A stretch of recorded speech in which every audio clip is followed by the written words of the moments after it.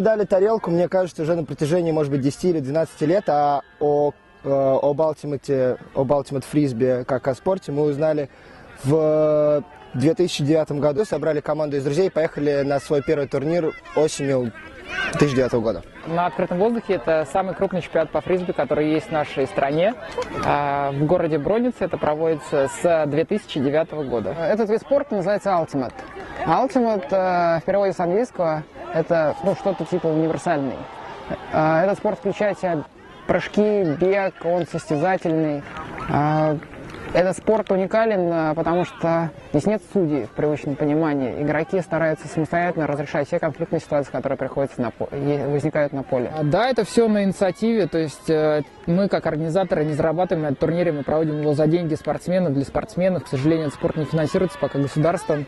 Такие частные... частная помощь, вот, к примеру, как фонда детского «Наше будущее», она позволяет также этот спорт продвигать среди молодежи, среди детей. И вот, к примеру, у нас здесь есть школьные преподаватели, которым этот спорт очень понравился, которые хотят вести эти кружки в своих школах.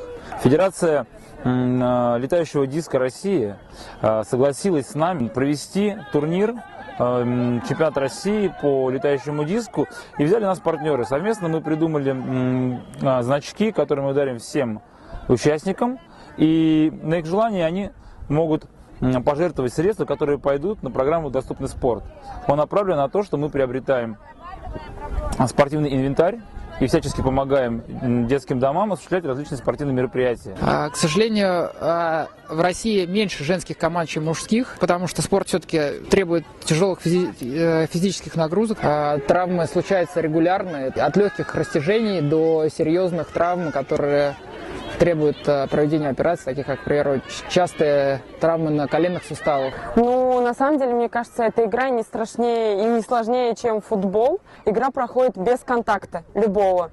Соответственно, основная опасность может быть это только от, если плохо человек размялся, если плохо подтянулся, и какие-то травмы, связанные с покрытием поля. Допустим, дождик прошел, скользко, и могут быть различные вывихи. Вообще команд 20, наверное, в каждой есть по 10-15 игроков. Международный олимпийский комитет признал этот вид спорта и финансирует его развитие теперь.